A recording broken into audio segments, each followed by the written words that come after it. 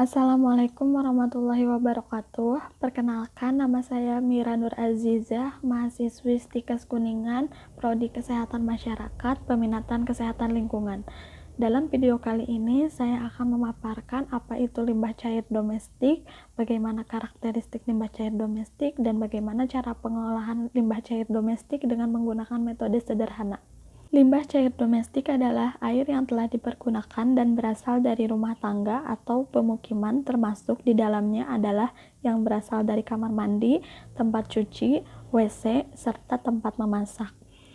Limbah cair domestik dibagi menjadi dua. Yang pertama, grey water, dan yang kedua, black water. Grey water adalah air limbah yang berasal dari dapur, air bekas cucian, dan air mandi. Sedangkan black water adalah air limbah yang berasal dari kotoran manusia. Secara garis besar, karakteristik air limbah domestik terdiri dari 3 komponen utama. Yang pertama, karakteristik secara fisika, yang kedua, karakteristik secara kimia, dan yang ketiga, karakteristik secara biologi. Untuk karakteristik secara fisika, diantaranya yang pertama ada total solid atau TS. Biasanya padatan terdapat pada dasar air yang mengakibatkan pendangkalan. Padatan juga terdiri dari zat organik dan zat anorganik. Yang kedua, ada total suspended solid atau TSS, merupakan padatan yang berupa lumpur kering yang berada di dalam air limbah domestik. Yang ketiga, ada warna. Warna limbah yang semula abu-abu berubahlah menjadi kehitaman akibat dari aktivitas mikroorganisme yang berada di dalam air. Yang keempat, kekeruhan berasal dari zat padat yang bercampur dengan zat cair sehingga akan menjadi suspensi dan mengakibatkan air limbah domestik menjadi keruh. Yang kelima, ada temperatur. Apabila temperatur pada air limbah tidak sesuai dengan baku mutu yang telah ditetapkan, maka akan mempengaruhi reaksi yang terjadi di dalam air. Dan yang terakhir, ada bau yang disebabkan oleh bahan-bahan organik yang diuraikan oleh mikroorganisme yang berada di dalam air limbah domestik. Untuk karakteristik secara kimia, diantaranya yang pertama ada biological oxygen demand atau BOD. Banyaknya oksigen yang diperlukan untuk mengoksidasi atau menguraikan bahan-bahan organik yang terdapat pada air limbah domestik. Yang kedua, ada chemical oxygen demand atau COD.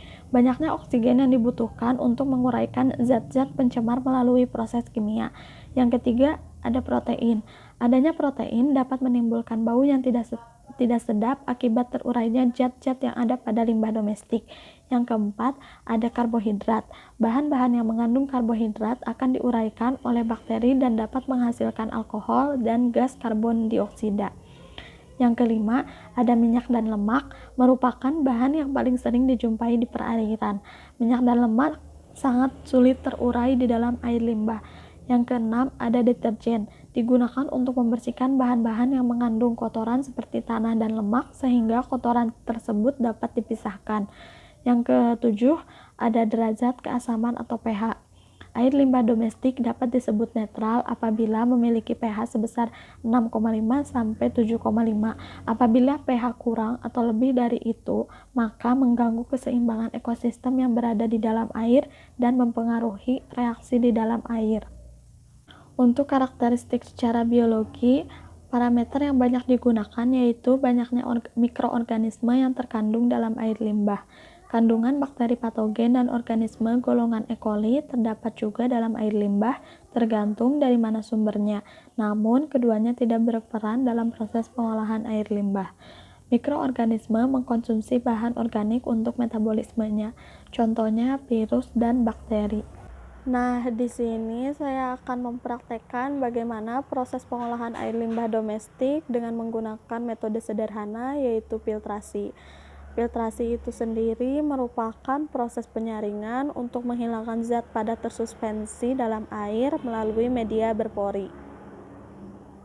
Untuk air limbahnya, saya menggunakan air limbah domestik yang berasal dari bekas cucian, air dapur, dan kamar mandi, atau bisa disebut dengan grey water. Di dalam botol yang sudah dipotong terbalik ini, sudah ada kapas, tisu, kerikil, tapas, dan kerikil lagi. Air limbah domestik mulai masuk ke dalam selang air dan masuk ke dalam botol filtrasi.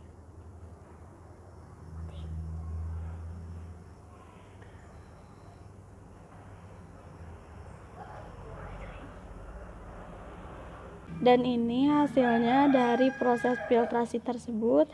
Bisa dilihat air lebih jernih dari sebelumnya.